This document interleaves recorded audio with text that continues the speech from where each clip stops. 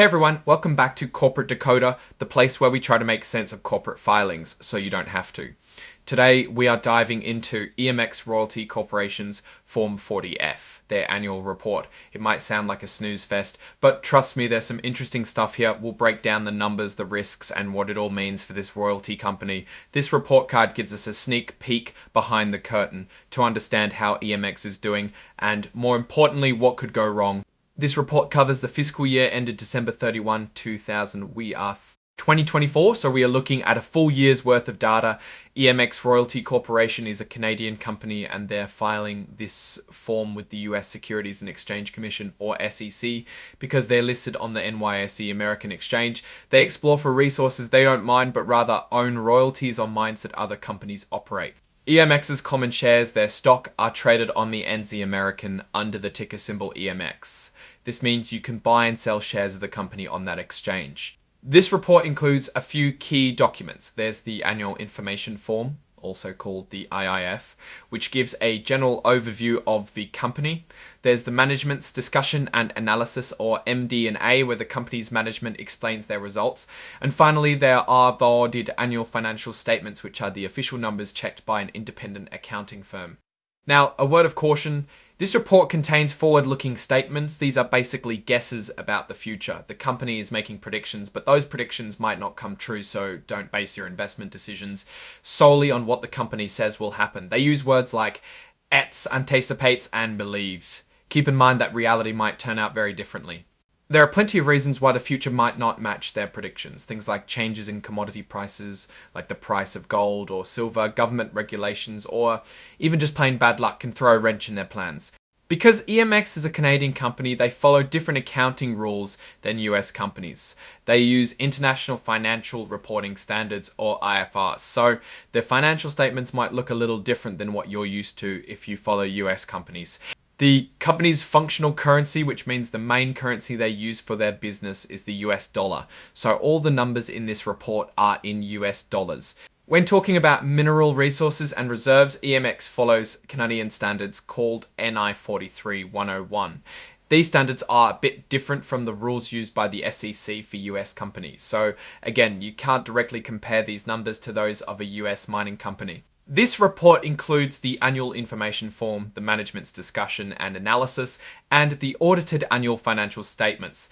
These documents provide a more detailed look at the company's performance and operations. The company's CEO and CFO, which are the top executives, say that their disclosure controls and procedures are effective.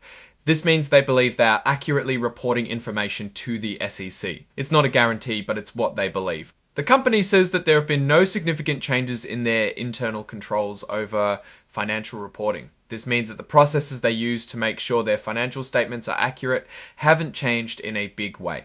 The compensation committee decides how much the company's executives get paid. This committee is made up of independent directors, which means they're not part of the company's management team. The audit committee oversees the company's accounting and financial reporting. They make sure the financial statements are accurate and that the company is following the rules. This committee is made up of independent directors who are financially literate, which means they understand financial statements. The company paid its accounting firm, Davidson & Company LLP, fees for various services. These fees are broken down into different categories like audit fees and tax fees. The audit committee has a policy of pre-approving all services provided by the accounting firm. This helps ensure that the accounting firm is independent and that there are no conflicts of interest.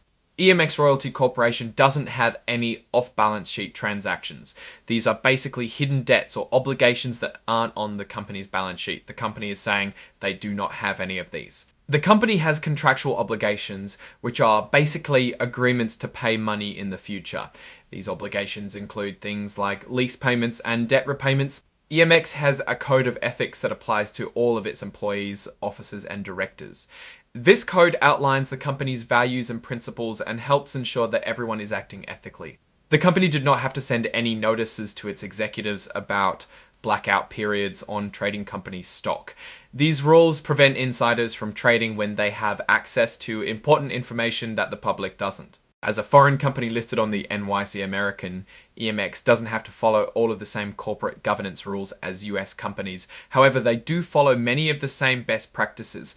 EMX has a clawback policy. This is a policy that allows the company to recover compensation from executives if they have to restate their financial results. For 2024, they didn't need to use the policy, so no money had to be returned. According to the report, there were 110,280,332 common shares outstanding as at the end of 2024. Chapter 19, 2024, Taftamu EMX Royalty Corporation is a royalty company in the mining sector. It doesn't operate mines itself, but rather owns royalties on other companies' mining operations. This is important because their business model is very different from a typical mining company. Their revenue depends on how well those other mines are doing, and less so on how well their own mining operations are doing.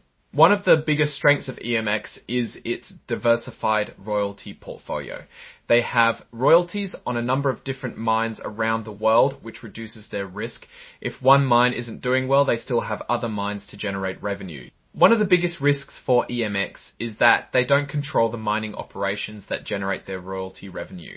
They're dependent on those other companies to operate their mines efficiently and safely. Commodity prices, political instability, and environmental disasters can all affect those mining operations and reduce EMX's revenue. EMX is trying to grow its royalty portfolio by acquiring new royalties and by exploring for new mineral deposits. This is a good strategy, but it also carries risk. There's no guarantee that they'll be able to find new royalties or that those royalties will be profitable. Overall, EMX Royalty Corporation is a decent company with a unique business model. It is dependent on the performance of other mining companies. And thanks for watching. If you found this video helpful, please like, comment, and subscribe.